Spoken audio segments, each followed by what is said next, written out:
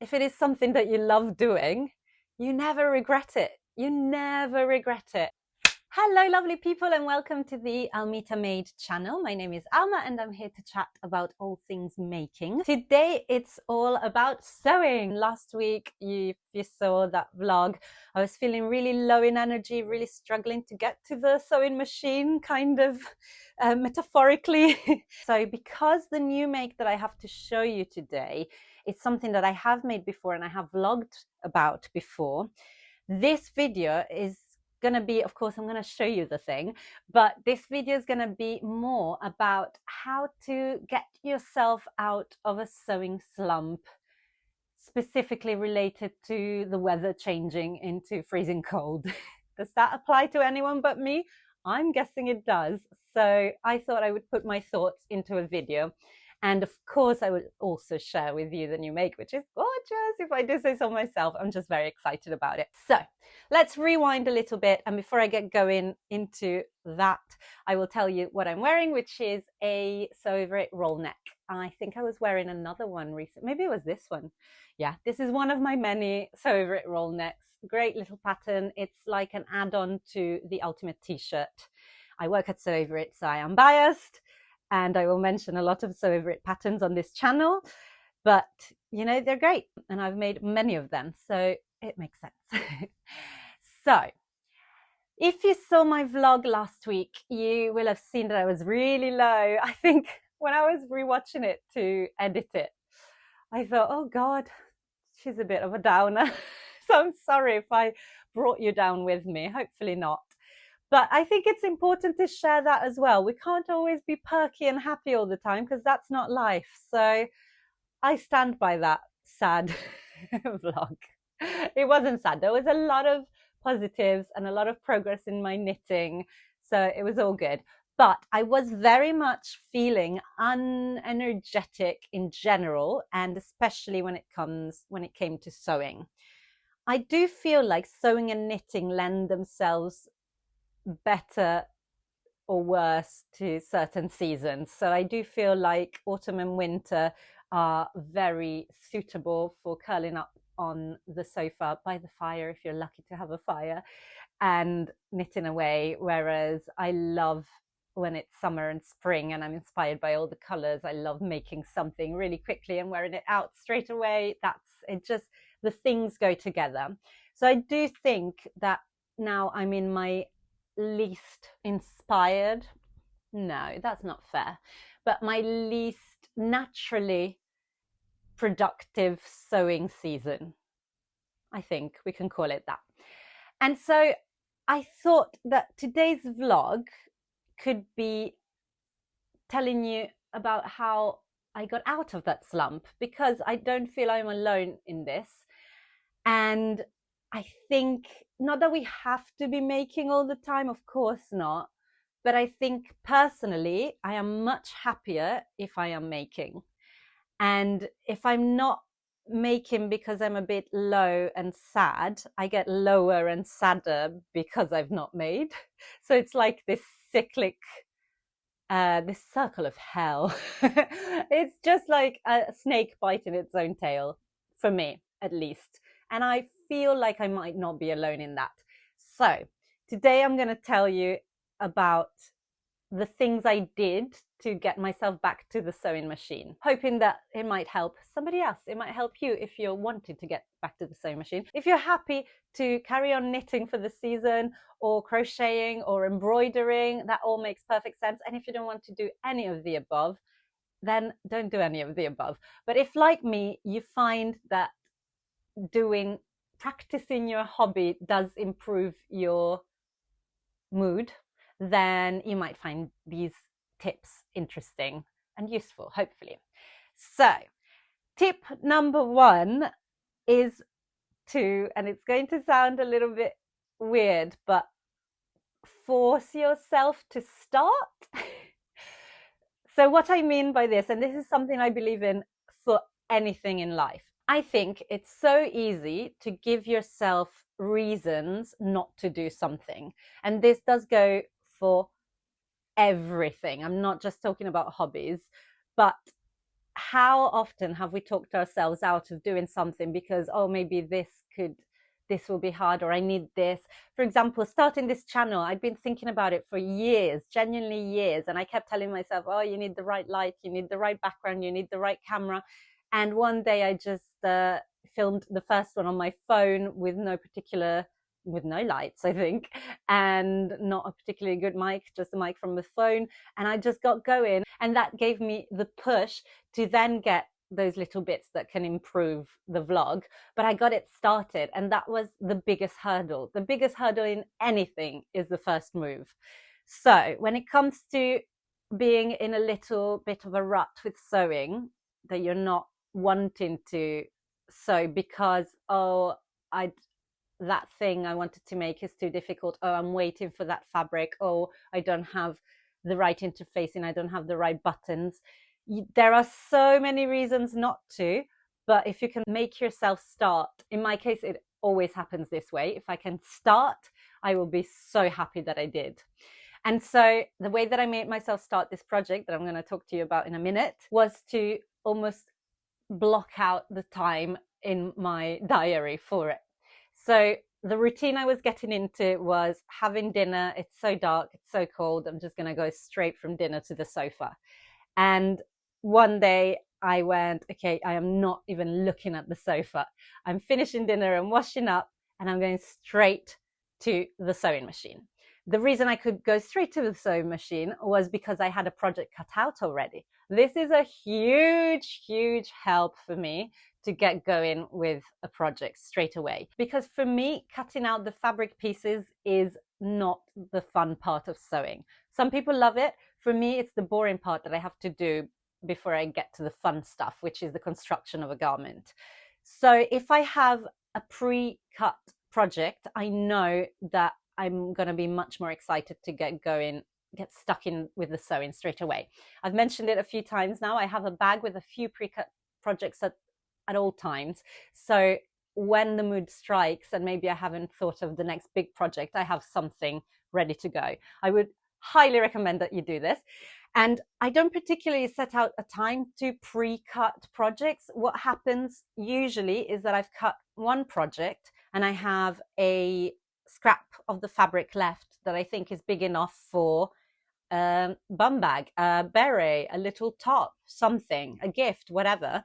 And usually what I end up doing is that I've cut out my main project and then I straight away cut out the smaller project and put it in a bag, put it in the big bag of projects ready to go. And at some point in the future, I will get to it. And that's exactly what happened last week in the vlog. If you watched it, I made a bum bag that I pre-cut for myself months ago.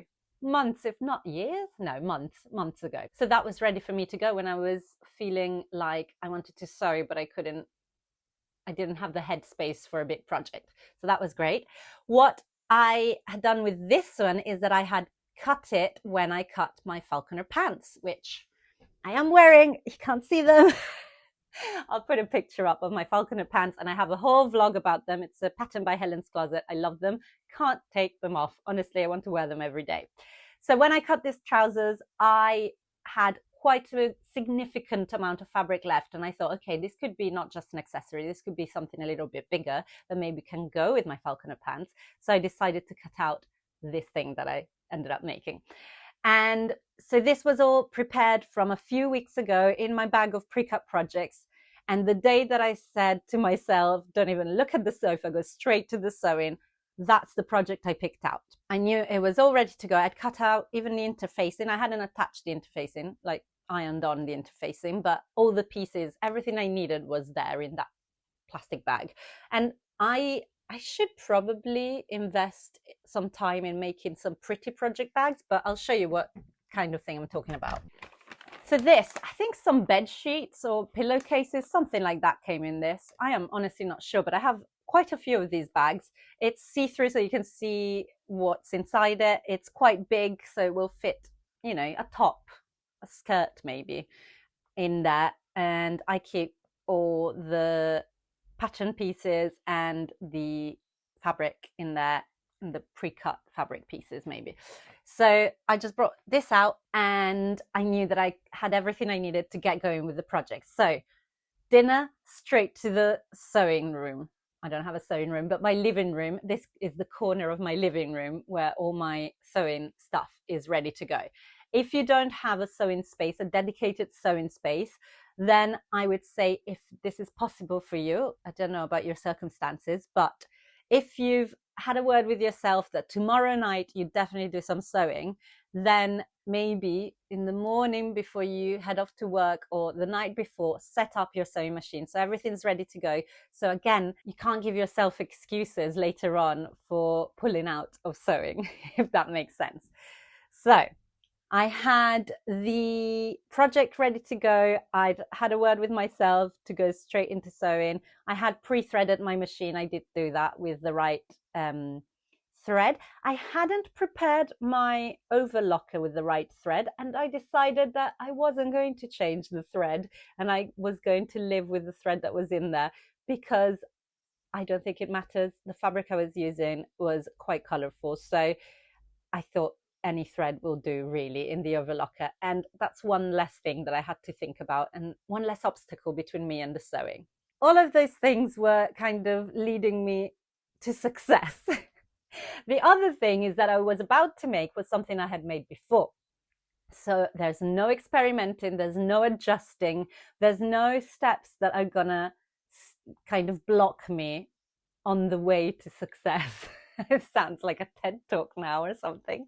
But, you know, with a pattern you've made before, you know, you hope things change, you know, things can change. But if it's something that you've made before successfully, it's very likely that things will go smoothly for you, which is a huge help. Because if you're not feeling like sewing and then you start and you run into an issue straight away because you haven't made the pattern before, you're not familiar with the instructions or the fit's going wrong, then that's going to make you go like, oh, why did I even start sewing? Do you know what I mean? So you're setting yourself up for success by making something that you've made before, you know, you've loved making, and maybe also you've loved wearing, which is absolutely the case for me.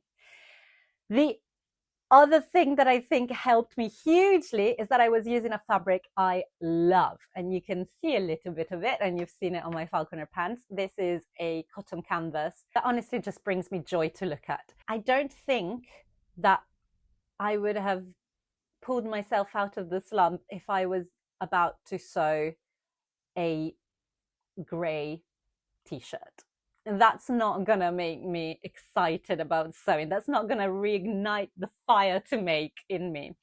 So if you're using a fabric that you love, and you probably have many fabrics that you love lying around you in your stash, so I would recommend using them in the deepest, darkest winter, because they brought you joy at some point. They're going to bring you joy as you make. I'm sure I'm not the only person that while you're making something, I don't know, maybe when you're pressing a seam flat and you get to see how the garment is coming together, if the fabric is something that you really love, it just makes you smile and you go like, oh my God, this is going to look incredible.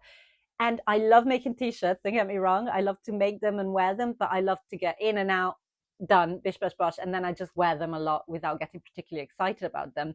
But this, I kept turning a corner, for example, and going, oh, this is so beautiful.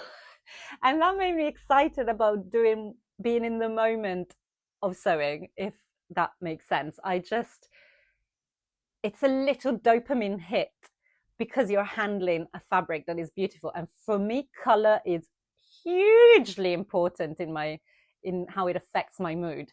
And working with a beautiful, you know, the tactile sensation of the fabric is nice. So I'm not sewing with something plasticky that doesn't press. This is a beautiful cotton canvas that feels lovely and natural. And when it presses, it just stays and it does exactly what you want it to do.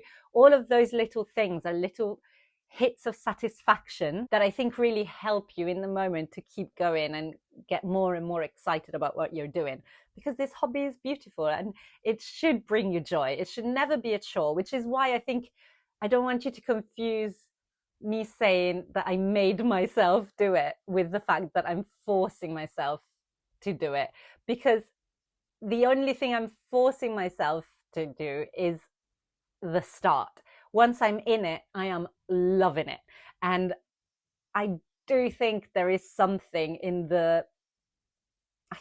I guess let's call it discipline, in the discipline of going, okay, tonight I do this, as if it was a meeting for work, or, or something, working on a project that you have a deadline for, and you start doing it, and then you go like, oh wait, I love this. This is my favorite hobby. This is amazing. I'm going to end up with something brilliant at the end. It's great. So it's not forcing you to do it. If you have zero desire to sew, absolutely don't. Just do other things if you're not feeling it at all.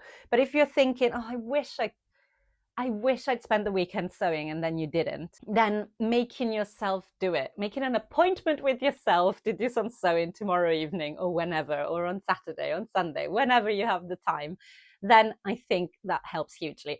Using a pattern that you're familiar with, that you've done and it has worked in the past, is also very helpful. A fabric that behaves, absolutely. I would not go for something slippery and tricky if I wasn't 100% in the mood for sewing. That is going to make me think of the negatives of sewing when things don't go right. So a fabric that behaves, a pattern that works, and a fabric that brings you joy. And maybe for you, it's not a bright print. Maybe for you, it's a plain, but it's a beautiful linen that you've been saving, a wool, a lovely, rich, dark navy wool. It could be anything, but I think the fabric needs to bring you joy that you're about to work with. And because all of these things were ticked, I ended up making this in an evening, which I think is amazing. I do sew quite late into the night. I have no children, which is a huge difference, I know, for other people. And I am just able to, I don't get sleepy at 8. I am happy to work for quite a few hours. So I think I stopped sewing maybe at midnight, which to some people will sound absolutely ludicrous, but to me that's fine, absolutely fine. And so I sewed all evening, but I finished this at midnight, and then the next day I just did buttons, which was fine. So it was quick, it was satisfying, and it just reignited my love of sewing. Not that I'd lost it, but it had dimmed. I'll be honest, it had dimmed. And it's because I'd gotten into a bit of a routine of going like, oh, sewing, which is ridiculous because I love it. So after all of that, which I hope will be at least mildly helpful to you if you're feeling any of those things at the moment, now that we've talked about how we got to make this, let me show you what this is. It is a Quinn vest. The pattern is by True Bias. This is version A, which is the shortest vest version. There's also a longer vest and 2 dress versions, which are all very, very cool. I'm not going to go into too much detail about the pattern because I have made it before and I have vlogged about it before. This is why it worked, to get me out of the sewing slump. So I will link to that vlog so you can find out more of the ins and outs of the pattern. But all you need to know is that I love it. It's such a good pattern. I didn't have to do any fit modifications. I think the only thing that I changed, I feel like I wrote it down. One sec. My notebook, beautiful notebook. Ah, yes. Okay. All clear. So the only thing that I changed this time, and it's tiny, was just to shorten the longer tie at the back. So the vest closes at the back with 2 little ties.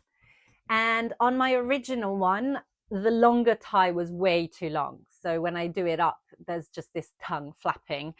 I have fixed it since. I'm pretty sure I've shortened it since. But so for this one, I had written, thank you, past Alma, I had written on the pattern piece, shorten next time. And I decided to shorten it by 1.5 inches. So it is quite a long tab. This is 1.5 inches shorter than it should be. Let me show you. So still quite long. That's the only thing that I changed in the pattern. Everything else I did exactly as I did last time. The overlocker thread, which I mentioned, I decided not to change the overlocker thread to black.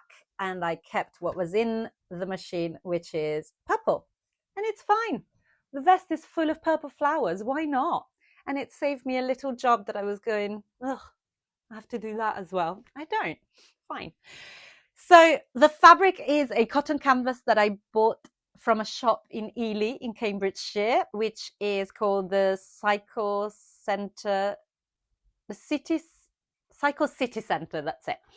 And I love that shop. It's an everything shop. You can hear me talk about it more in the vlog about my Helen's Closet falconer pants, which match this vest, as you can see. And I will be putting pictures up of the whole outfit because it's so good. I'm just so happy. I don't want to be big-headed, but it's just the joy of a plan coming together, you know? And when you have a vision and then you lack the energy and impetus to bring that vision to life, and then you manage to make yourself complete the vision, and then the result is good, that is a huge high, and I'm very happy about it. Honestly, my mood has gone from like here to here. You will, if you saw last week's vlog, honestly, it's like two different people. Anyway, so that was the fabric. What I didn't do at all was think about the placement of this fabric print, because I only had a small piece left. So everything has ended up wherever it ended up. And weirdly, at the back, I have a sort of pattern. It's not pattern matched at all, but there's a continuation. Can you see, like, there's a seam down the middle, down the center back. And these two have ended up next to each other, these two, and this is quite fun. It's kind of a continuation of itself. So it's not intentional at all, and it's not properly pattern matched, but there's somehow it looks from afar like a single panel, which I quite like.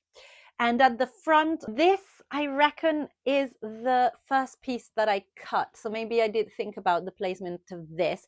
And it's the center front panel, I guess. And there is a lovely purple flower there, front and center. So I like that. And then this is all princess seams, lots of panels. So I don't think, I mean, I'm sure people can pattern match across these, but I don't see the point, and I didn't have enough fabric to do that anyway. And I like the sort of chaotic nature of this floral print. I love it.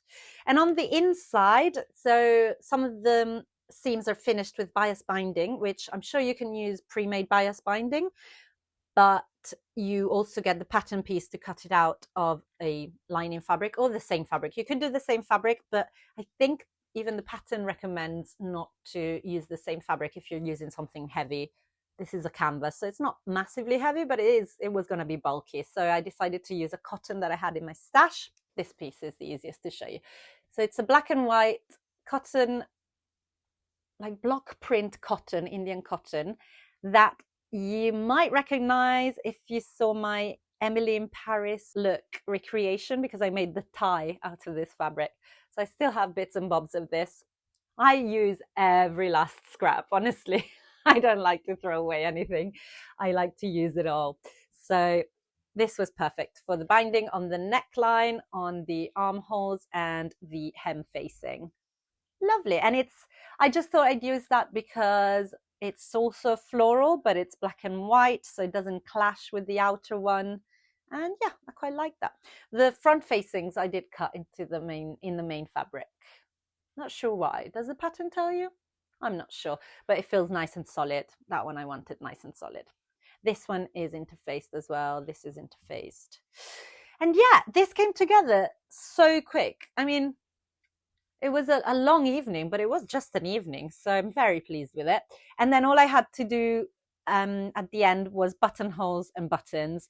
And I'm not the only one, I'm sure, but I have a rule not to attempt buttonholes in the middle of the night, because at the best of times I have issues with them. If it's midnight, it's not going to go well, trust me. So I left those for the next day, but that didn't take long. And again, the sewing gods are smiling on me again after all my buttonhole trouble with the 2 shirts that I made recently. I then had a great time with buttonhole on the falconer pants, and I had a great time on the buttonholes on this. And that is, I mean, one, it's the sewing machine was in the right mood. That's my my main theory. But also you can see this is where the buttonholes go. It's a flat piece, it's interfaced. There's no real ridges like you get on like a shirt collar. You just get that curve with so much seam allowance from every angle, and the machine just gets stuck. Whereas this is a pretty flat piece, and they worked straight away. And then buttons wise, and I was thinking about this quite a while because I wasn't sure which buttons to use, but I ended up going for these Pigeon Wishes buttons, which are lovely, and you can't fully see them, but I've used these on a different project where they do get a moment to shine. Here you can't really see them, but I kind of like that they merge quite well. So they're sort of pearlescent pink and yellow. Yeah, let me see if I can show you. Yeah, that one shows quite well. Like, and they're all a little bit different. That's pinker. It's a bit more white maybe, and that's more see-through yellow. They're really pretty. Pigeon Wishes is a great shop for buttons. I love them. Yes, I was debating which ones to use. So I had some green ones, Pigeon Wishes as well, and some of these. I was to and fro between the two colors. I decided to go for these because the green ones really did get lost a little bit too much. But also they're the same size. So if one day I changed my mind, I could just swap them in. But the other reason I decided to go for these ones is that I had exactly 4 left, whereas I have a few more of the green ones, and I thought that might be more useful for another project at some point. So they're lovely. I'm going to put it on so you can see a little bit. So pretty.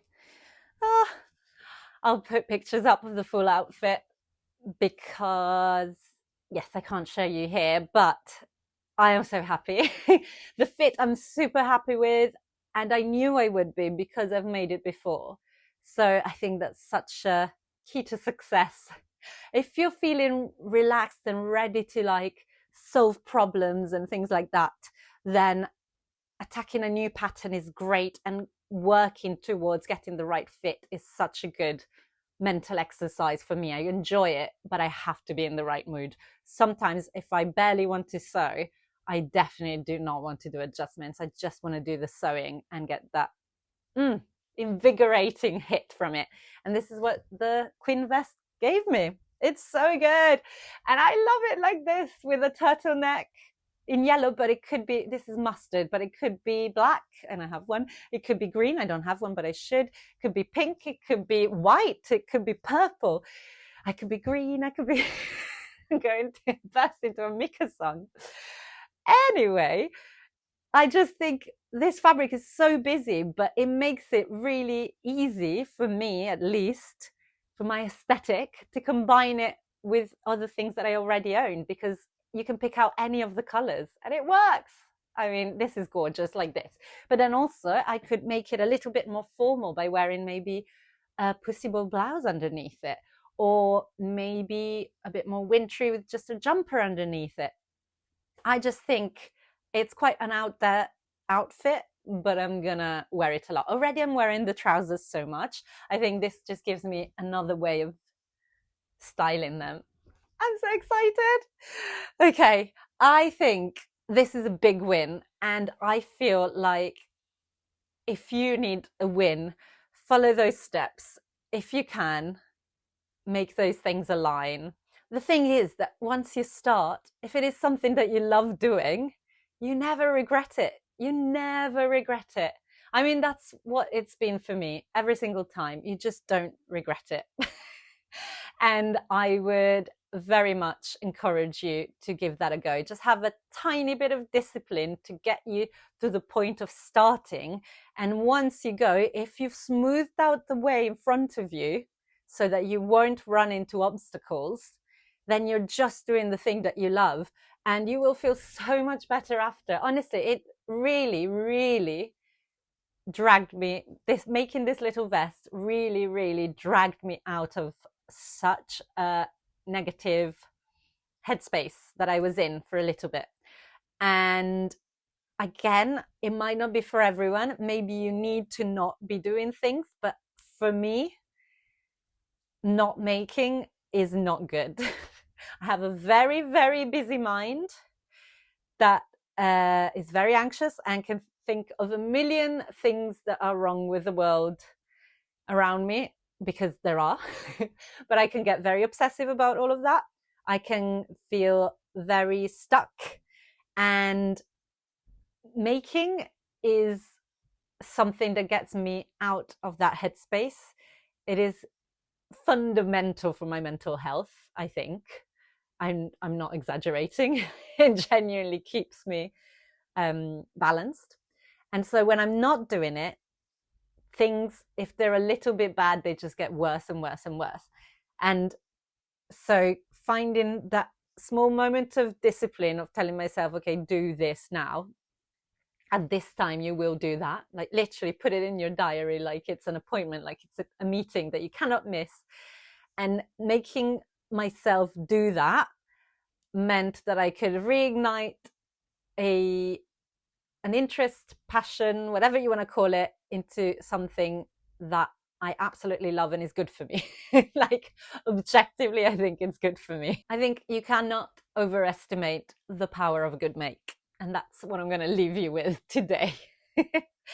So if you enjoyed this vlog, I hope it was useful or entertaining, at least to you. Please do give it a thumbs up. Consider subscribing to my channel if you haven't already. I would absolutely love you to. I would really, really like it to get to 2,000 subscribers by the end of the year. I do not know if that is possible, but if you're watching these videos and enjoying them and you haven't subscribed yet, it would mean the world to me if you could. And thank you to everyone who comments, everyone who likes. It's a joy to read your comments, and I'm so grateful for you, all of you out there that are taking the time to watch my videos. And oh, I should mention that I have also started a Substack. Do we know what Substack is? I don't fully, but a friend of mine kept saying, you need to get on Substack. It's perfect for you. Substack's perfect for you.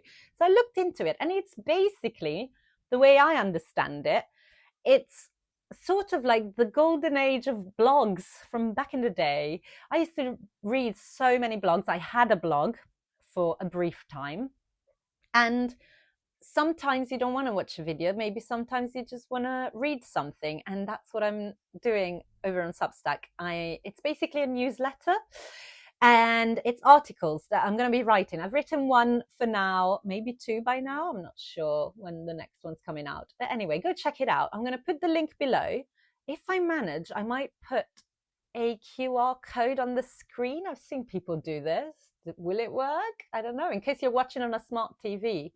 I don't even have a TV, so this is quite alien to me because I just watch everything on my laptop. I do watch a lot of TV. Don't think that me not having a TV is me going, oh, I don't watch TV. I watch hours of TV. I just watch them on my laptop. We don't have a TV because there's no room for it, to be completely frank. But if you have a smart TV, I don't know how they work, but you probably aren't able to look at the description box of my vlogs. So I will try and put something on the screen that you can click or scan, that's the word, scan the QR code so you can go over to my Substack. You can subscribe for free, and I'm going to try and do some free articles a month, but the goal would be to do a paid for subscription. It's not much, it's like £4 a month, just so that I dedicate the time. That is going to be a little thing that I dedicate time to and dedicate time to grow. But I do love writing. A big part of my job is copywriting and newsletter writing. And it's something that I really enjoy doing. And I thought, why not do it for my own internet existence as well? So it's a different vibe from here. It's going to be, I've called them something like musings, making musings, something like that. And yeah, it's going to be a different vibe. But do subscribe for free, please. Just have a look, and then we'll see how I grow it. And if you can consider subscribing for the £4 a month, that would be fantastic. But if not, you can also buy me a coffee. The link is below. Maybe the QR code is on the screen now. It's a new age. Anyway, you don't have to do any of that. If you drop me a like and a subscribe. I will be extremely happy. But thank you so much to anyone who has ever contributed, because it makes a big difference. So thank you. I'm going to leave it there, and I will see you again next week. And in the meantime, keep making and keep chatting about making, and make yourself start making. Bye.